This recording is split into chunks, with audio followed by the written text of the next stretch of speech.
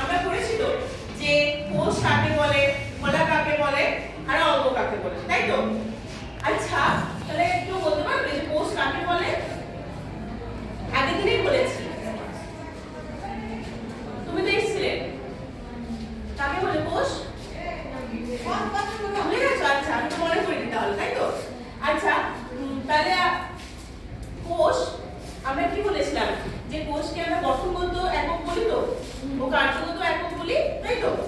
তাহলে জীবদেহের গঠনগত ও কার্যগত একককে আমরা বলছি কি? কোষ। গুড। আচ্ছা এরপর আমাকে বলো এই যে কোষ, অঙ্গ, তারপর ধরো আমরা বললাম কাকে কলা, তাই তো? মানে এইগুলোকে দেখার জন্য আমাদের কিছু একটা যন্ত্র চাই। সেই যন্ত্রটা কি হতে পারে বলো তো? মাইক্রোস্কোপ। হ্যাঁ একদম ঠিক, সেটা হচ্ছে মাইক্রোস্কোপ। তাহলে মাইক্রোস্কোপের দ্বারা আমরা এই কোষ, অঙ্গ, কলাকে দেখতে পাবো। চলে এসো। তাহলে আজকে আমরা যে বিষয় নিয়ে কথা বলবো সেটা হচ্ছে কি বললাম? কোষ। কোষ তো বললাম, তো কোষকে আমরা দেখো মাইক্রোস্কোপ। তাহলে আজকের আমাদের পাঠ হবে কি? মাইক্রোস্কোপ।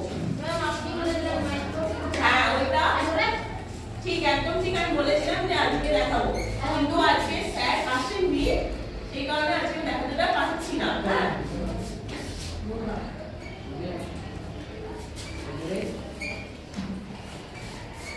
তাহলে আজকে আমাদের পাঠ হচ্ছে মাইক্রোস্কোপ। সেটা আজকে আমরা ছবির সাহায্যে বা ভিডিও সাহায্যে সেটা আমরা আজকে দেখবো, ঠিক আছে? তাহলে এই মাইক্রোস্কোপ বলবার আগে এর একটা গল্প আছে। হ্যাঁ এই গল্পটাকে আমি তোমাদেরকে বলি।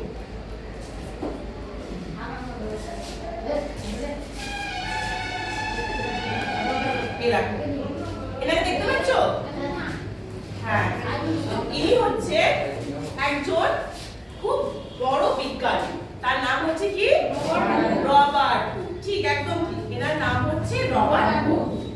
ইনি প্রথম আমাদের 1665 খ্রিস্টাব্দে ইনি আমাদের মাইক্রোস্কোপটি আবিষ্কার করেছেন। একদম এসো। তাহলে এই যে রবার্ট হুক, চলে এসো। এই যে রবার্ট হুক আমাদের যে মাইক্রোস্কোপটি আবিষ্কার করেছিলেন সেই আবিষ্কার গল্পটি আমি বলছি। তাহলে আমরা জানলাম যে রবার্ট হুক আমাদের মাইক্রোস্কোপ আবিষ্কার করেছেন। এই রবার্ট হুক আবিষ্কারের ক্ষেত্রে তখন তিনি তার একটি আমরা যে সব ল্যাবে দেখতে পাই যে মাইক্রোস্কোপি, সেই মাইক্রোস্কোপি তখন কিন্তু ছিল না।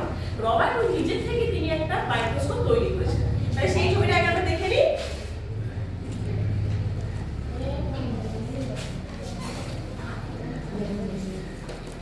এই দেখো তার ছবি হচ্ছে এইটা, ঠিক আছে? দেখতে পাচ্ছ তোমরা এটা? এটা হচ্ছে সেই মাইক্রোস্কোপ যেটা তিনি আবিষ্কার করেছিলেন। এইখানে তিনি তাহলে মাইক্রোস্কোপের নিচে কিছু দেখেছেন, তাই তো বলতে পারবেন যে আমি মাইক্রোস্কোপটা আবিষ্কার করেছি, আমি কিছু দেখতে পাচ্ছি বলে। তো তিনি কি করেছিলেন না, ও গাছের যে ছালটি হয় সেই ছালটা তিনি সূক্ষ্ম করে সেটা তিনি দেখেছিলেন মাইক্রোস্কোপের তলায়, ঠিক আছে? এবং সেটি দেখার ফলে তিনি দেখলেন, তোমরা দেখতে পাচ্ছ পাশের ছবিটাতে যে দেখো মৌচাকের ছাগের মতো লাগছে না? মৌমাছির ছাগের মতো লাগছে না? সেরকম তিনি দেখতে পেয়েছিলেন। সেখান থেকে তিনি এটার নাম দিয়েছিলেন সেলুইডি, ঠিক আছে? কি নাম দিয়েছিলেন? সেলুইডি। এই সেলুইডি শব্দটা কোথা থেকে এসেছে জানো? এই সেলুইডি শব্দটা এসেছে একটা ল্যাটিন শব্দ থেকে। কোথা থেকে এসেছে? ল্যাটিন শব্দ থেকে। আর যার অর্থ হচ্ছে কি না ঘর, ঠিক আছে? তাহলে কি বললাম না, একটা ল্যাটিন শব্দ থেকে এই সেলুইডি শব্দটি এসেছে, যার অর্থ হচ্ছে ঘর। এই সেলুইডি থেকে পরে তিনি নামকরণ করেছিলেন, সেটি হচ্ছে কি না সেটির নাম হচ্ছে সেল, যেটাকে আমরা কি বলি বাংলায়? কোষ।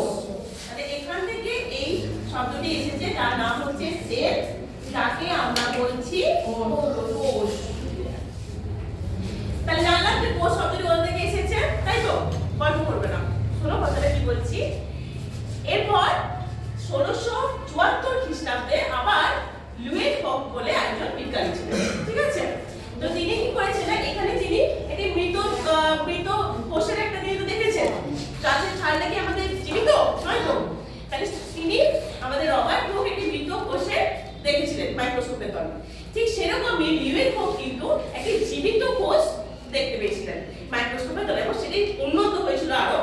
যে মাইক্রোস্কোপটি রবার্ট হুক বানিয়েছিলেন সেটা থেকে কিন্তু সেই মাইক্রোস্কোপটি যেটা লিউয়েনহফ বানিয়েছিলেন সেটা অনেকটাই উন্নত পরিমাণে ছিল, এবং তিনি সেখানে রক্তের যে কণিকাগুলো সেগুলো কিন্তু তিনি দেখতে পেয়েছিলেন। ঠিক আছে, আরো বিভিন্ন যেসব কোষ আছে সেখানে কিন্তু তিনি লিউয়েনহফ দেখতে পেয়েছিলেন।